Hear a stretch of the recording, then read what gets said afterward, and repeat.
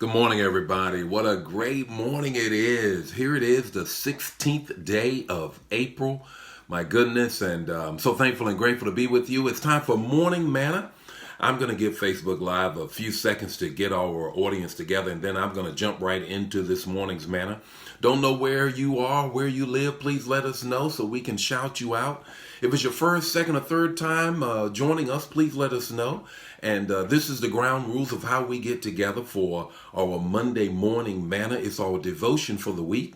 And we want you to share the manna. We want to know where you are, especially if it's your first, second, or third time, so we can shout you out. We want you to then also give your comments so we can be responding throughout the day as people are responding. We can get more revelation out that way. And please also let us know this. Let us give us the hearts and the likes. It kind of gives us, it's the amens of the Facebook Live community, if you will. When that word is speaking to you, you just let us know. Also, I don't know where you are. I'm here in the Midwest in the St. Louis metropolitan region, and it's flurries outside. Can you believe that? On the 16th day of April, it's flurries outside. Well, let's get right into the word. It's always the text, the talk, and the takeaway. The text, the talk, and the takeaway. What's going on in your home? How's your family life? How is your family? How are things there? You can have a powerhouse. You can have a powerhouse no matter what. Here is the word of God concerning you and your house so that you can have a powerhouse. Let's look at Numbers. The text is Numbers 22, 1 and 4. Numbers 22 and 22, 1 and 4. Now, I want you to get this. I want you to understand what is going on before we read the text. Here's the children of Israel. They're 48 years in they're 38 years in the wilderness. They're right up on the cusp of moving into the promised land.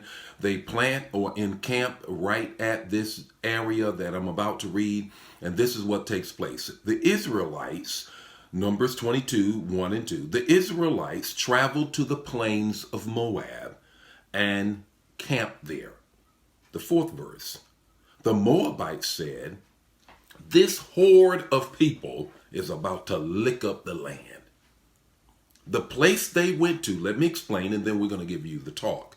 The place they went to was the place that God had designed them to go to before they were ever born. They went to this place, and this place caused their enemies to get upset. You got to grab a hold of this, that maybe your house, your family, or even you individually could be going through all kinds of hell right now. Man, it ain't nowhere like I want it. Who am I preaching to right now? I wish it was different financially, physically. I wish it was different within my siblings, within my cousins, within my family, my spouse, whatever the case may be. I really wish it was different. But I want you to know this morning that that is the place of power for you. It's your powerhouse. Your house isn't powerless, it's powerful. Let me give you three things that's going to help you today and this week. The first thing is your house blessing is permanent. Your house blessing is permanent.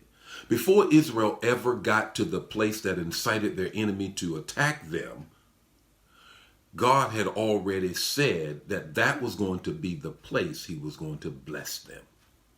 You have to understand, if you believe the word of God and it says that the steps of a righteous man, and I add woman, are ordered by the Lord, know this, the Hebrew says not only the steps, but the stops. Wherever you stepping, God is already blessed because he's ordered it. So your house blessing is permanent. It's permanent right where you are right now. Here's the second thing I want you to get.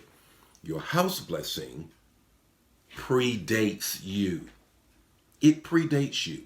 God has already ordained your steps, already ordained the situation that you find yourself in right now. So, Bishop, you don't know the situation, but God does.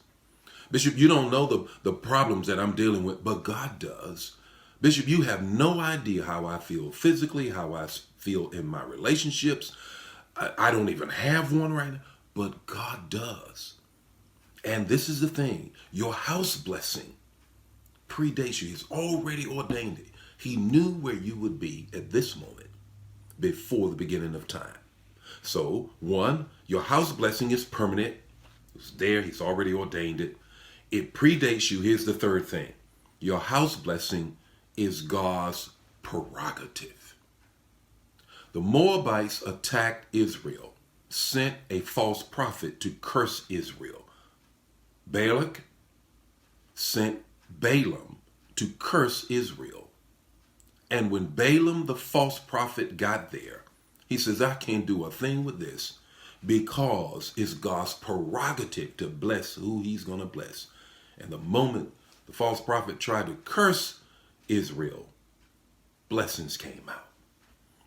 So I know the enemy may be attacking your home, may be attacking your situation, may be attacking your job, whatever the case may be.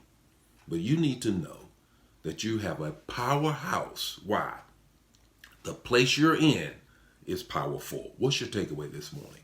Your takeaway this morning is, listen, it's a little long. I want you to get it. The power God has for your house has not been postponed. Trust God.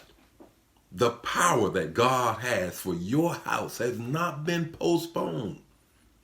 It predates you. It's God's prerogative, and it is permanent. It's not been postponed. Hang in there. God's got you. The Lord be with you today. May his face shine upon you, give you peace. Let me get the comments. Let me get the hearts and the likes. Share the manna so that we can all be blessed this week by it. Have a great week. I'll see you next Monday with more morning manna. God bless you.